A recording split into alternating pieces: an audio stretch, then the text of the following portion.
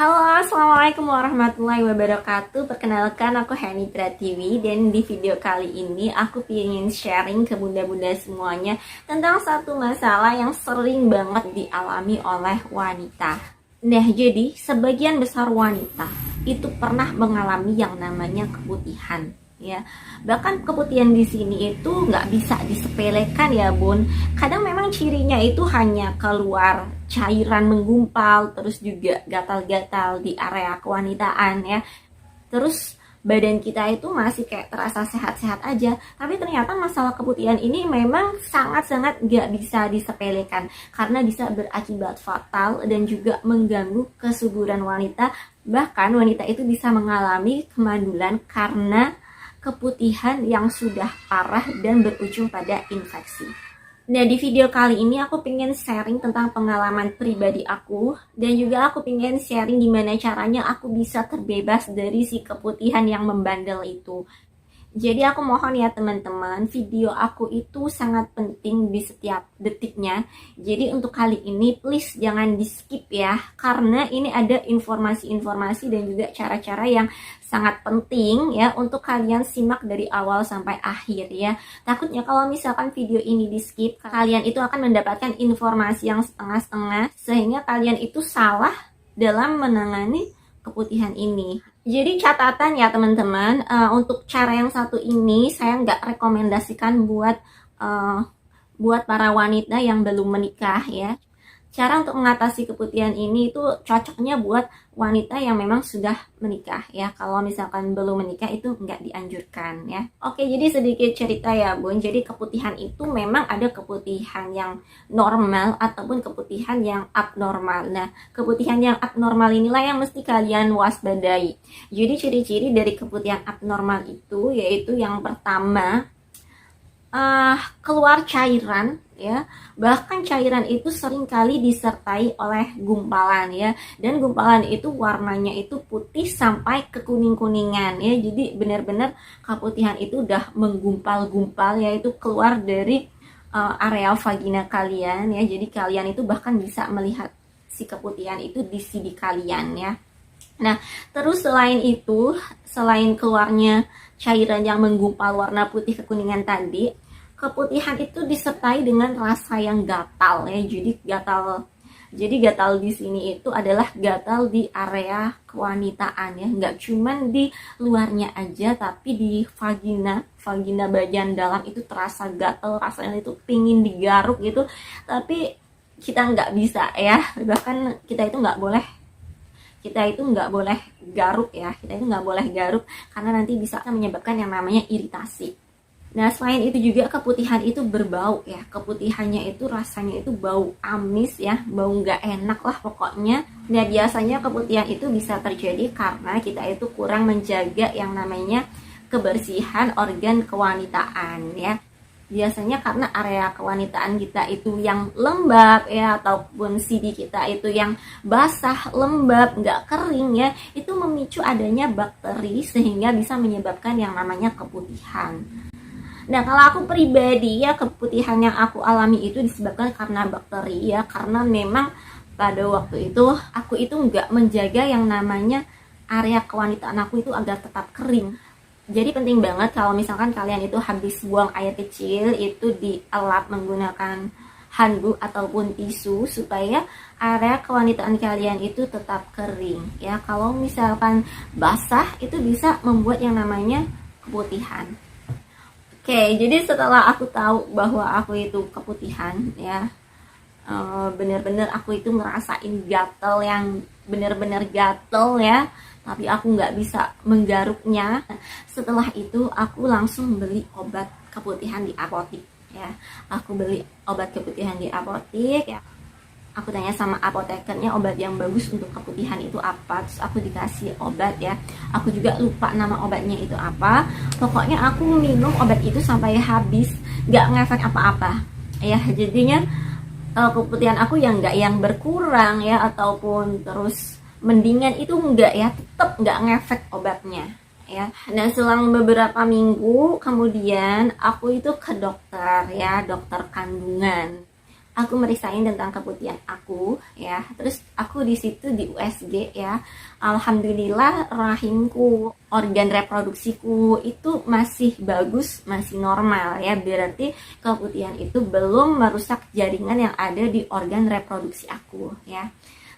Nah, jadi memang ada suatu cara ya, prosedur yang bisa dilakukan oleh dokter kandungan untuk bisa membersihkan keputihan kita, yaitu namanya vaginal toilet ya, atau pembersihan area vagina.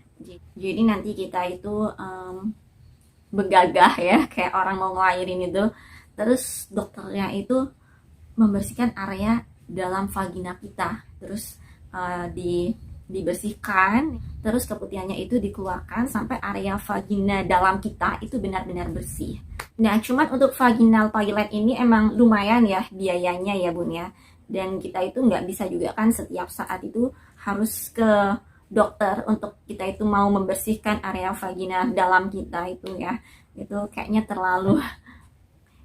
terlalu ribet deh ya. Nah, setelah dibersihkan ya, dokternya itu bilang, wah keputihannya banyak banget nih, mau lihat nggak gitu ya. Jadi memang aku lihat di situ keputihannya itu banyak banget ya. Kalau misalnya kita lihat di CD kita itu kan nggak terlalu banyak, tapi itu keputihannya itu kalau sudah di dalam vagina kita itu lebih banyak banget ya. Nah, berarti memang keputihan yang aku derita itu bukan masalah yang sepele ya. Itu udah yang keputihan yang parah gitu, bakterinya mungkin sudah banyak. Nah, setelah vagina itu dibersihkan ya, kemudian dokter juga memberikan obat ya yang disemprotkan di dalam vagina ya, itu kayak semacam obat apa ya, aku juga nggak ngerti. Pokoknya obat itu warnanya kayak obat merah ya, kayak obat betadine merah gitulah ya. Nah, setelah itu aku juga dikasih obat untuk diminum ya. Nah, terus setelah itu aku pulang dari dokter dan aku minum obatnya itu secara rutin karena aku pingin aku itu sembuh dari keputihan. Nah, tapi setelah aku minum obat itu secara rutin ya, aku itu nggak juga menunjukkan adanya perubahan. Memang dokternya itu bilang, jadi kalau misalkan selesai berhubungan, maaf ya, itu nggak cukup bersihinnya itu di luar aja gitu ya, nggak cukup kita itu cebok dan membersihkan vaginanya itu di luar aja, tapi juga harus sampai ke dalam ya. Nah aku itu nggak maksud sampai ke dalam itu gimana cara bersihinnya, aku tuh nggak maksud ya. Dokternya itu cuman bilang ya bersihinnya sampai dalam pakai tangan gitu. Jadi aku nggak maksud apa kata dokter itu ya, jadi nggak aku lakuin yang membersihkan vagina sampai ke dalam itu ya, karena aku juga takut ya. Nah, jadi setelah obatnya habis ya, keputihan aku itu tetap bahkan tambah parah ya, sampai aku itu menderita keputihan itulah 3 bulanan lah ya, 3 bulanan ada. Pokoknya aku menderita keputihan itu adalah 3 bulanan itu aku nggak sembuh dari keputihan. Setelah 3 bulan ya, aku ngerasa worry banget gitu, kenapa kok nggak sembuh-sembuh. Aku takutnya kenapa-napa gitu aja ya, aku takutnya keputihan ini tambah parah terus merembet dan merusak organ reproduksi aku yang lain gitu. Jadi aku putusin untuk ke dokter lagi, sekaligus aku itu pengen promil gitu, karena memang aku udah melakukan berbagai cara ya untuk mengobati keputihan aku ya, dari mulai minum obat, dari mulai menjaga kebersihan ya, pokoknya segala macam itu aku udah lakuin, tapi nggak membaik ya keputihannya. Jadi aku putusin untuk ke dokter lagi ya, dan kali ini aku ke dokter yang berbeda. Nah, ketika di USG dokternya itu bilang ini ada hidrosalping gitu. Terus ini juga ada yang namanya radang panggul. Aduh, aku tambah khawatir, apa sih radang panggul, apa sih sebenarnya hidrosalping gitu kan. Terus dokternya itu menjelasin ya, radang panggul atau hidrosalping ini jadi di tubanya itu ada yang mengalami penumpukan cairan. Nah, itu disebut hidrosalping. Nah, ini bisa terjadi karena adanya keputihan yang sudah mengarah ke infeksi. Ya, jadi keputihan aku itu sudah mengarah ke infeksi atau radang panggul ya, atau sudah menyerang ke tuba fallopi aku. Sehingga di tuba fallopi aku itu ada penumpukan cairan ya. Nah, terus aku nanya ke dokternya, bahaya nggak sih dok? Terus dokternya itu jawab, enggak kok, enggak bahaya karena ini enggak bisa menyebabkan kematian gitu. Memang penyakit itu enggak menyebabkan yang namanya kematian ya, tapi memang penyakit keputihan itu bisa mengurangi yang namanya kesuburan. Nah, jadi memang benar-benar mengerikan keputihan ini kalau misalnya nggak cepet-cepet ditangani, apalagi disepelekannya. Jadi jangan sampai kalian yang menderita keputihan ini menyepelekannya ya. Selanjutnya aku itu dikasih obat sama dokternya ya, obat yang diminum dan juga obat yang dimasukkan ke dalam vagina ya, kayak sejenis peluru yang nanti dimasukkan ke vagina. Tapi ternyata dengan meminum obat itu, aku udah ngabisin semua obatnya, keputihan aku itu nggak juga sembuh ya, nggak juga sembuh. Aku benar-benar worry, aku benar-benar sedih dan aku benar-benar bingung ya. Terus aku datang lagi ke dokternya gitu, dok, jadi keputihannya itu nggak sembuh ya, keputihannya juga nggak mereda, jadi gimana ya dok gitu, kenapa keputihannya itu nggak berkurang. Nah, jadi dokternya itu bilang keputihannya memang harus sering-sering dibersihin. Jadi gini mbak itu bisa membersihkannya sendiri. Jadi dokternya itu ngasih tahu caranya untuk bisa membersihkan keputihan itu sendiri di rumah ya. Kalau misalnya nggak sering-sering dibersihin ya nggak sembuh-sembuh gitu kata dokternya. Jadi gini cara untuk membersihkan keputihan ya yang bisa kalian lakukan di rumah tanpa bantuan dokter ya, dan tentunya kalian bisa melakukannya sendiri. Ini jujur lebih efektif dan efisien daripada kalian mengkonsumsi obat untuk menyembuhkan keputihan kalian ya. Jadi gini caranya, dokter itu ngasih tahu caranya ya. Jadi please jangan di skip ya, disimak baik-baik ya. Pertamanya kalian itu bersihkan area kewanitaan kalian, bersihkan vagina luar kalian ya, menggunakan air matang ya. Jadi dalam membersihkan vagina ini atau keputihan ini harus dengan menggunakan air matang ya.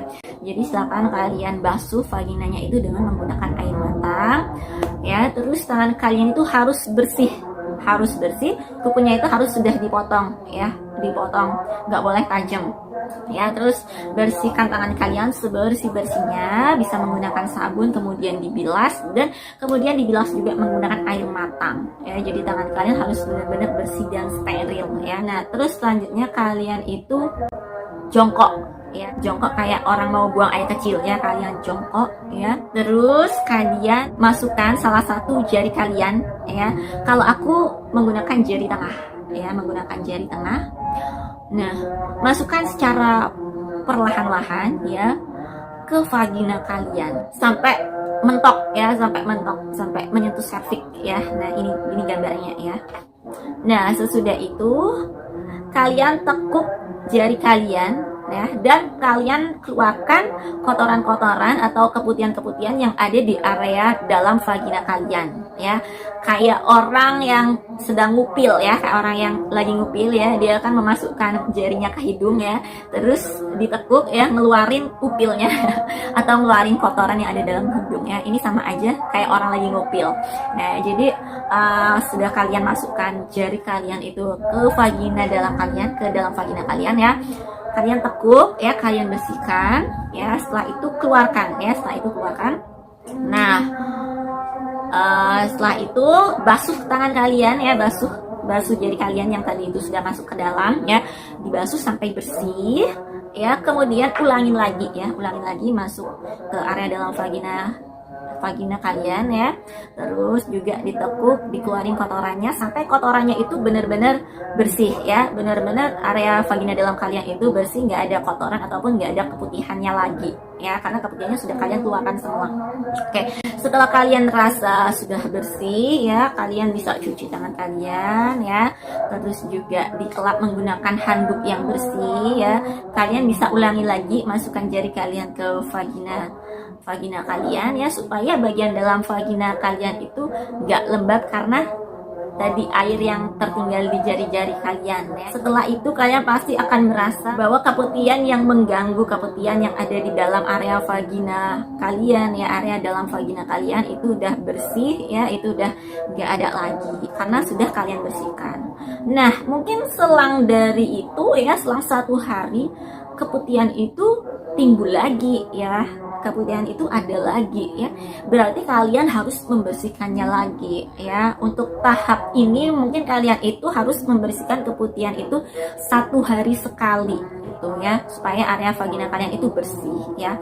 Nah jadi kalau waktu itu, karena aku waktu itu parah ya keputihannya, aku sehari bisa sampai 2 kali ngebersihinnya ya, sehari 2 kali, sehari 1 kali ya. Nanti kalau udah mendingan ya, udah menunjukkan hasil yang bagus, kalian itu sudah membaik ya, sudah hampir sembuh gitu kan, kalian bisa jarang-jarang ngebersihinnya ya, karena semakin lama keputihannya itu semakin berkurang ya. Jadi semakin lama kalian itu akan semakin mengalami kesembuhan, jadi kalian itu bisa semakin jarang ngebersihin si keputihan itu ya. Nah karena waktu itu memang dokternya itu ngasih tahu cara itu ya. Kadang kita itu ngerasa takut ya ngebersihinnya sendiri ya, karena harus memasukkan jari kita itu ke area bagian dalam vagina kita ya.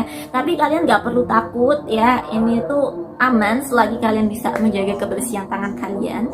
Dan juga tangan itu kan kecil ya diameternya ya, nggak besar kan ya. Nah jadi aman-aman aja gitu, kalian nggak perlu takut ya. Silahkan kalian coba di rumah, daripada kalian itu harus membersihkan keputihan itu ke dokter ya. Pasti malu kan ya, pasti malu dokternya itu harus membersihkan area kewanitaan kalian ya. Karena aku juga jujur, aku juga malu gitu waktu dokternya itu bilang mau ngebersihin sendiri atau dibersihin di sini gitu. Aku mikir, waduh dokternya itu kan cowok, malu banget kalau misalnya harus dibersihin area kewanitaannya, area vaginanya sama dokter cowok gitu. Jadinya aku pilih untuk membersihkan keputihan itu sendiri di rumah ya, karena memang ada yang mudah, kenapa kita itu harus minta dibersihin sama dokter ya. Lagi pula ngebersihin tuh nggak cukup sekali, 2 kali, 3 kali ya. Kalau misalkan kalian itu masih keputihannya itu masih parah-parahnya, kalian itu harus membersihkannya setiap hari ya, baru nanti kalau keputihan kalian itu sudah mulai sembuh, udah mendingan ya, kalian bisa agak jarang membersihinnya ya. Dan sekarang alhamdulillah ya, alhamdulillah aku itu udah nggak harus membersihkan keputihan itu tiap hari ya, atau seminggu sekali, itu enggak ya. Aku ngebersihinnya itu paling ya kalau aku ngerasa udah kotor gitu ya, baru aku bersihin ya. Bisa misalkan 5 bulan sekali. Nah itu aku paling ngebersihinnya itu jarang banget ya, karena alhamdulillah keputihannya itu sudah sembuh, alhamdulillah banget. Nah jadi itulah tadi ya Bun, cara untuk mengobati keputihan tanpa obat, tanpa kita itu harus perlu ke dokter ya. Aku udah ngasih tahu ke teman-teman semua gimana caranya sembuh dari keputihan ya. Jadi kalian itu bisa nyembuhin keputihan itu sendiri hanya dengan menggunakan jari kalian. Alhamdulillah Allah baik banget ngasih tahu ke kita cara untuk mengobati keputihan yang sering dialami wanita ini hanya dengan menggunakan jari yang kita punya ya. Jadi kalian itu udah nggak harus pergi ke dokter lagi ataupun minum obat-obatan lagi ya. Jadi hanya dengan kalian itu rutin membersihkannya secara mandiri. Nah tapi ingat, cara ini hanya bisa dilakukan buat kalian yang udah menikah ya. Jadi buat kalian itu yang masih gadis, yang masih perawan, itu nggak boleh ya. Nah jadi itulah tadi ya Bun sharing dari aku, semoga bermanfaat ya. Aku senang banget bisa berbagi berita ini ke kalian ya, karena aku juga ngerasa bersyukur alhamdulillah aku bisa sembuh dari sakit keputihannya setelah aku itu mencari obat kemana-mana dan obatnya itu nggak ngefek apa-apa. Alhamdulillah Allah kasih jalan ya untuk menyembuhkan keputihan yang aku derita. Nah jadi jangan ragu, praktekin cara yang udah aku sebutin tadi ya di rumah ya. Nah karena itu juga merupakan salah satu tips dari dokter kandungan ya. Nah mungkin di YouTube manapun itu jarang kalian temukan cara yang tadi aku sharing ke kalian ya. Tapi ini benar-benar udah ada ilmunya ya, di ilmu kedokteran atau ilmu kandungan, dan ini sangat aman insya Allah ya. Jadi kalian itu nggak perlu takut ya untuk bisa ngebersihin keputihan itu sendiri di rumah. Oke Bun, itu aja informasi yang bisa aku sampaikan. Jika itu bermanfaat, jangan lupa subscribe channel aku ya, supaya aku bisa sharing ke kalian hal-hal bermanfaat lainnya ya, dan juga bagiin ini ke teman-teman kalian yang lainnya ya, karena kesehatan wanita itu sangat penting. Oke, see you next time, bye bye.